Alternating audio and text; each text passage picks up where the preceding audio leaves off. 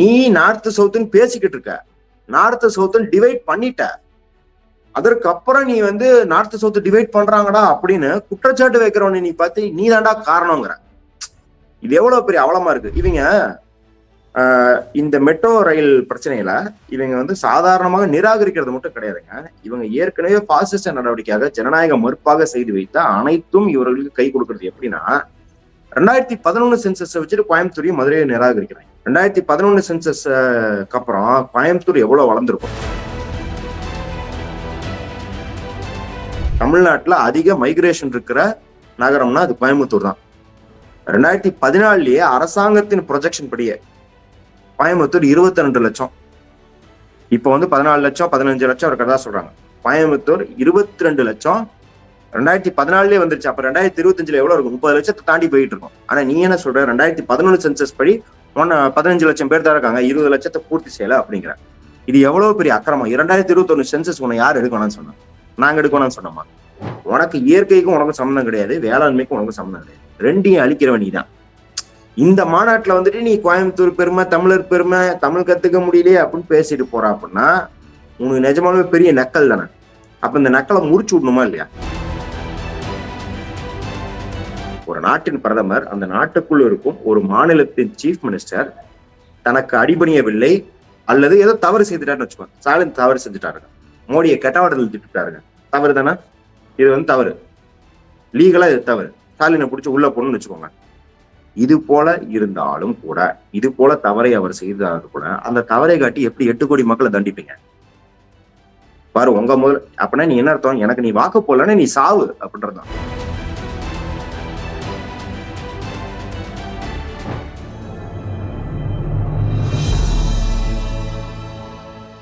Tamil news நேயர்களுக்கு அன்பு வணக்கம். இன்றைய சிறப்பு நேர்காணலில் நம்மோடு இணைந்திருக்கும் சிறப்பு விருந்தினர் அரசியல் விமர்சகர் மரியாதைக்குரிய மதுர் சத்யா சார். சார் வணக்கம். வணக்கம். மாண்புமிகு முதலமைச்சர் அவர்கள் இன்றைய காலையிலேயே ஒரு பரபரப்பான ஒரு ட்வீட்டை வந்து போடுறாரு. அது வந்து ரொம்பவே ஒரு ஹார்ஷான ஒரு கடும் போக்கை கடைபிடிக்கக்கூடிய ஒரு ட்வீட்டா தான் நம்ம வந்து அந்த துணியை அந்த பார்க்க முடிகிறது. குறிப்பாக மெட்ரோ பணிக்கு வந்து மெட்ரோக்கு வந்து கொடுக்கல, நமக்கு அலோன்ஸ் கொடுக்கல, ரத்து பண்ணியிருக்காங்க கோயம்புத்தூர் மதுரைக்கான மெட்ரோவை.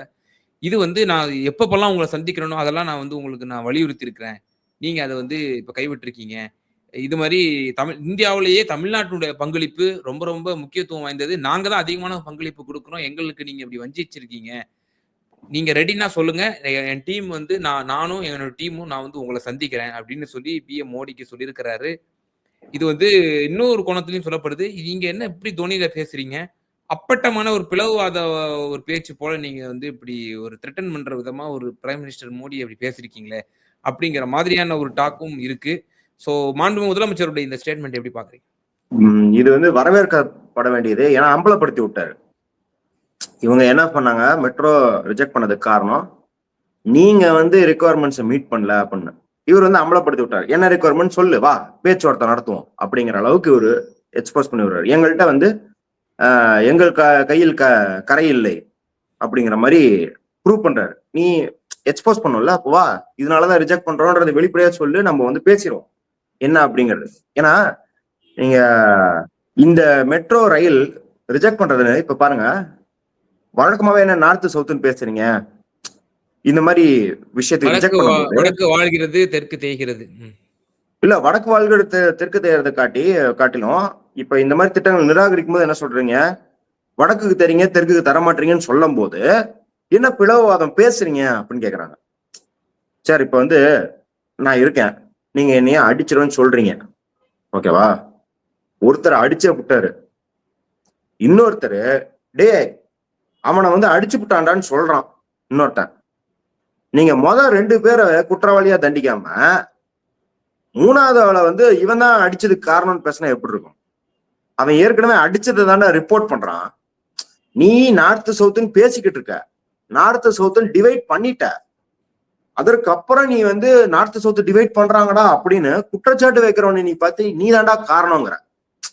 இது எவ்வளவு பெரிய அவலமா இருக்கு. இவங்க இந்த மெட்ரோ ரயில் பிரச்சனையில இவங்க வந்து சாதாரணமாக நிராகரிக்கிறது மட்டும் கிடையாதுங்க. இவங்க ஏற்கனவே பாசிச நடவடிக்கையாக ஜனநாயக மறுப்பாக செய்து வைத்த அனைத்தும் இவர்களுக்கு கை கொடுக்கறது. எப்படின்னா 2011 சென்சஸ் வச்சுட்டு கோயம்புத்தூரையும் மதுரையை நிராகரிக்கிறாங்க. 2011 சென்சஸ் அப்புறம் கோயம்புத்தூர் எவ்வளவு வளர்ந்துருக்கும்.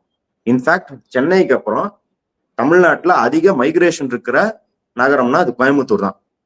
2014லயே அரசாங்கத்தின் ப்ரொஜெக்ஷன் படியே கோயம்புத்தூர் 22 லட்சம், இப்ப வந்து 14 லட்சம் 15 லட்சம் இருக்கிறதா சொல்றாங்க. கோயம்புத்தூர் 22 லட்சம் 2014லயே வந்துருச்சு. அப்ப 2025ல எவ்வளவு இருக்கும்? 30 லட்சத்தை தாண்டி போயிட்டு இருக்கும். ஆனா நீ என்ன சொல்ற? 2011 சென்சஸ் படி 15 லட்சம் பேர் தான் இருக்காங்க, 20 லட்சத்தை பூர்த்தி செய்யல அப்படிங்கிற. இது எவ்வளவு பெரிய அக்கிரமம். 2021 சென்சஸ் உன்னை யார் எடுக்கணும்னு சொன்னா? நாங்க எடுக்கணும்னு சொன்னோமா? நீ ஏன் 2021 சென்சஸ் எடுக்க மாட்ட? நீ ஏன் வந்து பாப்புலேஷனை வச்சு ரிஜெக்ட் பண்ணுவ மதுரைக்கு கோயம்புத்தூருக்கும்? சரி, பாப்புலேஷன் தான் உனக்கு பிரச்சனையா அப்படின்னு கேட்டா அதுவும் இல்ல. இண்டோர், பட்னா, ஆக்ரா எல்லாத்துக்கும் நீ வந்து இதே அளவு பாப்புலேஷன் இருக்கிற நகரங்களுக்கு மெட்ரோ தந்திருக்கிற. சரியா? இப்ப பாப்புலேஷன் பிரச்சனை இல்லைங்க, பாப்புலேஷனோட சேர்த்து ஃபீசிபிலிட்டி, ஃபுட்ஃபால் எல்லாத்தையும் கணக்குல இட்டு தாங்க நாங்க வந்து தருவோம். கோயம்புத்தூர்ல வந்து அப்படி இருக்கிற மாதிரி தெரியலங்க அப்படின்னா சென்னைக்கு இதே தான் சொன்னாங்க. உங்களுக்கு ஞாபகம் இருக்கும், சென்னை செகண்ட் ஃபேஸ் மெட்ரோக்கு எவ்வளவு சண்டை போச்சு. இந்தியாவிலே ஸ்டேட் கவர்மெண்ட் மெட்ரோ எடுத்து நடத்தணும்னு சொன்ன ஒரே நகரம் சென்னை. வேற எந்த நகரத்துக்கும் இவங்க அந்த மாதிரி விளக்கத்தை தரவே கிடையாது. அப்ப இதே தான் சொன்னாங்க, ஃபுட்பால் வராது ஃபேஸ் 2 போட்டா அப்படி பண்ணு. இப்ப சென்னை மெட்ரோல செப்டம்பர் மாதம் மட்டும் 1 கோடி பேர் டிராவல் பண்ணிருக்காங்க. ஒரு மாசத்துல 1 கோடி பேர் டிராவல் பண்ணிருக்காங்க. ஒரு நாளைக்கு சராசரியாக 3,30,000 பேர் டிராவல் பண்ணிருக்காங்க. அதே இண்டோர் மெட்ரோல ஒரு நாளைக்கு சராசரியாக 170 பேர் டிராவல் பண்ணிருக்காங்க. 3,30,000ங்க 170 பேருங்க ஒரு நாளைக்கு. நீ அதுக்கு மெட்ரோ தருவ, நீ வந்து எளவு எங்க கோயம்புத்தூருக்கு மெட்ரோ தர மாட்ட. சார் கோயம்புத்தூர்ல மெட்ரோ இல்ல சார், நீங்க வந்து பறக்கும் கார்கள் அனௌன்ஸ் பண்ணா கூட 170 பேரோட ஜாஸ்தியா இருக்கிறவங்க யூஸ் பண்ணுவோம். அந்த அளவுக்கு பொருளாதார வளர்ச்சி இருக்குது, பொருளாதார செயல்பாடுகள் இருக்குது, கொடுக்கல் வாங்கல் இருக்குது. அது ஒரு இண்டஸ்ட்ரியலைஸ் சிட்டி. நீ வந்து எவ்வளவு மண்டகனம் இருந்தா நீ இதை பண்ணுவ? அதுவும் கோயம்புத்தூர்ல எப்ப இயற்கை விவசாய மாநாடு, இயற்கை வேளாண்மை மாநாடு. உனக்கு இயற்கைக்கும் உனக்கு சம்மந்தம் கிடையாது, வேளாண்மைக்கும் உனக்கு சம்மந்தம் கிடையாது. ரெண்டையும் அழிக்கிறவன் நீதான். இந்த மாநாட்டுல வந்துட்டு நீ கோயம்புத்தூர் பெருமை, தமிழர் பெருமை, தமிழ் கத்துக்க முடியலையே அப்படின்னு பேசிட்டு போற அப்படின்னா உனக்கு நிஜமாவே பெரிய நக்கல் தானே. அப்ப இந்த நக்கலை முறிச்சு விடணுமா இல்லையா? அதைத்தான் எனக்கு சிஎம் பண்ணிருக்காரு அப்படின்னு பாக்குறோம். பிற கட்சிகள் இல்ல வந்து திமுக சாராத கம்யூனிஸ்டுகளோ இடதுசாரிகள் எல்லாருமே அதை ஆதரிக்க தான் வேணும். ஏன்னா இது வந்து it is high time, it has to be called out. இத கால் அவுட் பண்ணல, இதை அம்பலப்படுத்தல அப்படின்னா இன்னும் எத்தனை நாளைக்கு தான் நீ வச்சு இதை உருட்டிக்கிட்டே இருப்ப? அப்ப வந்து இப்ப பாஜக வந்து ஒரு பைண்ட்ல இருக்கு. ஈதர் முதல்வர் ஸ்டாலினை வந்து மோடி அவர்கள் சந்திக்கணும், சந்திச்சு மெட்ரோ அப்ரூவ் பண்ணணும் அப்படின்னா அது சிஎம் ஸ்டாலினுக்கு விக்டரி. அது ஒரு பெரிய வெற்றி. போய் வாங்கிட்டு வந்துட்டாரா நம்ம மாநிலத்துக்காக அப்படின்னு. இல்ல அப்பட்டமாக கோயம்புத்தூர் மதுரைக்கு எங்களால் தர முடியாதுன்னு நிராகரிச்சு மக்கள் மத்தியில அம்பலப்பட்டு அப்ப வந்து ஸ்டாலின் வந்து அவங்களை வந்து ஒரு பைண்டுக்கு தள்ளிட்டாரு, ஒரு கார்னருக்கு தள்ளிட்டாருன்னு பாக்குறோம்.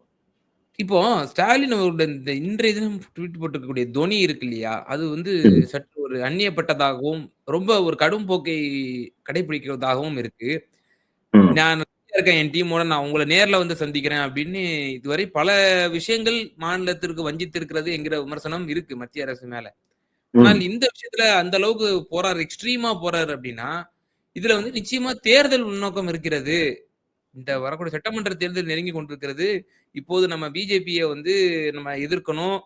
அதில் இன்னும் கூடுதலான கவனம் செலுத்தி நம்ம எதிர்க்கும் பட்சத்துல தான் வந்து நமக்கு ஒரு கவனம் பெறும். இது ஒரு தேர்தல் நோக்கத்திற்காகத்தான் முதலமைச்சர் அவர்கள் மோடியை இப்படி வந்து திட்டுறதா இருக்கட்டும், மோடியை இப்படி வந்து நான் நேர்ல வரேன், உங்களை நேர்ல சந்திக்கிறேன் நானு, எங்களுக்கு கொடுங்க, நான் தான் எங்க மாநிலம் தான் அதிகமா கொடுக்குது இந்தியாவோட அப்படின்னு சொல்லி வைக்கக்கூடிய விமர்சனங்கள், பிளவுவாத அரசியல் நீங்க பண்றீங்கிற விமர்சனம் வந்து அப்பட்டமான தேர்தல் அரசியல் தான்ங்கிற ஒரு விமர்சனம் இருக்குல்ல. இருக்கட்டுமே, தேர்தலுக்காக செஞ்சாவே இருக்கட்டுமே.